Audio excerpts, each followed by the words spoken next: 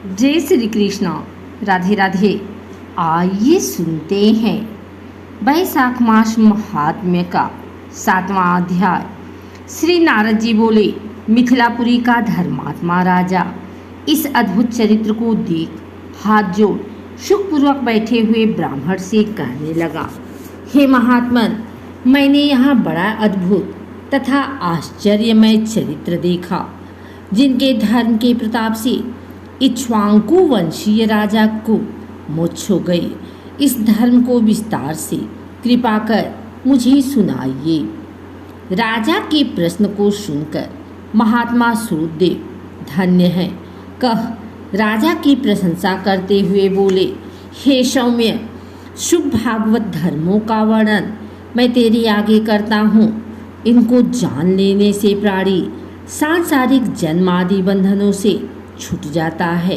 वैशाख में जो धर्म है, जैसे जल का घड़ा देना, प्याऊ लगवाना, मार्ग में छाया करना, बावड़ी, कुआं, तालाब, धर्मशाला बनवाना, सूर्योदय से पहले प्रतिदिन स्नान करना, मधुसूदन भगवान का सुगंधित कोमल पुष्पों से पूजन करना, कथा सुनना, मार्ग से थके हुओं की हवा करना, श्रम को दूर करने वाला गोरस गुड़ का शरबत पिलाना, जूता, खड़ाऊं, छतरी, पंखा, तिल, शहद, ईख, कपूर, कस्तूरी, चंदन आदि सुगंधित वस्तु, सैया, खाट, फल, दही, नैवेद्य इत्यादि दान करना, गौओं को घास डालना, अन्नदान इत्यादि करना, शरीर पर तैल आदि मर्दन न करना, पत्ते पर भोजन करना, यह सब धर्म वैशाख मास में उत्तम है।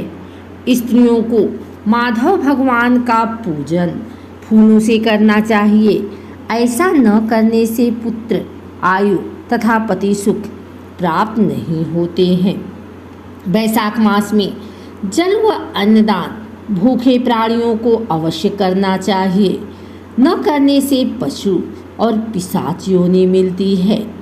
हे राजन, मैं अन्नदान न करने की एक अद्भुत कथा तेरे सामने कहता हूँ। रीवा नदी के किनारे मेरे पिता पिशाच होकर भूख और प्यास के मारे शिथिल होने से उनकी क्षुधा और तृष्णा बढ़ गई थी।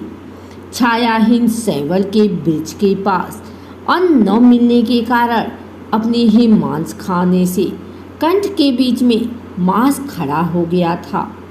कंठनली का छिद्र सूक्ष्म हो जाने से पीड़ा के कारण प्राण जाने का भय था। कुआं, बावड़ी, शीतल जल को विष समझते थे। मैं गंगा यात्रा के निमित्त जा रहा था। तब मार्ग में दैव योग से रीवा नदी के किनारे पर पहुंचा। वहां यह अद्भुत दृश्य देखा कि शालमणि के वृक्ष की जड़ में एक पिशाच भूखा प्यासा चिल्लाता हुआ अपना मांस खा रहा है। वह पापी मुझे मारने के लिए दौड़ा, परंतु मेरे तेज के मारे निहित हो गया। मेरे हृदय में दया उत्पन्न हुई। तब मैंने उससे कहा, डर मत, तू कौन है? जल्दी बता, तुझे कष्ट से अभी छुड़ा दूंगा। मेरे ऐसा कहने पर अपना पुत्र मुझे न जान कहने लगा कि पहले मैं अनर्थ देश में भूराख्य नगर में जन्मा था। मेरा नाम मैत्र था और संस्कृति गोत्र में उत्पन्न हुआ था। तप, दान, विद्या और यज्ञ आदि में मेरी बड़ी निष्ठा थी।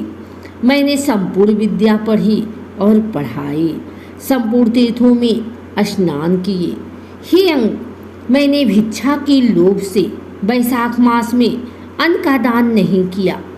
इससे विचार होता है कि इसी कारण मुझे पिशाच की योनि मिली है। अब मेरे घर में सूतदेव नाम का पुत्र है, जो बड़ा ख्यातिवान है। उससे मेरी दशा कह देना कि तेरा पिता अन्नदान न करने से स्वर्ग नहीं गया और नर्मदा नदी के तीर पर बड़ा दुखी हो अपना ही मांस खाकर वृक्ष की जड़ में पिशाच बना बैठा है। अतः पिता को पिशाच योनि से छुड़ाने के लिए वैशाख मास में प्रातःकाल स्नान कर विष्णु पूजा और भक्ति पूर्वक जल से मेरा तर्पण करे, फिर किसी ब्राह्मण को अन्नदान करे, जिससे मैं विष्णु पद को प्राप्त हो जाऊं।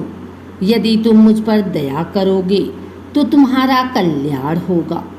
अपने पिता की ऐसी बात सुनकर दुख के मारे उनके पांवों पर बहुत देर तक लकड़ी की भांति पड़ा रहा और अपनी निंदा कर नेत्रों में आंसू भर कहने लगा कि हे पिता, तुम्हारा पुत्र मैं ही हूँ, दैवयोग से यहाँ आ गया हूँ।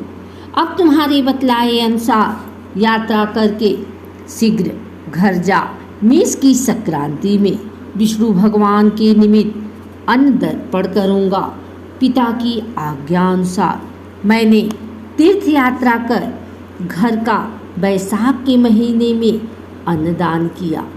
तब मेरे पिता पिशाच योनि से मुक्त हो विमान पर चढ़ मुझे आशीर्वाद दे विष्णु लोक को गए, जहाँ से फिर कोई लौट कर नहीं आते हैं।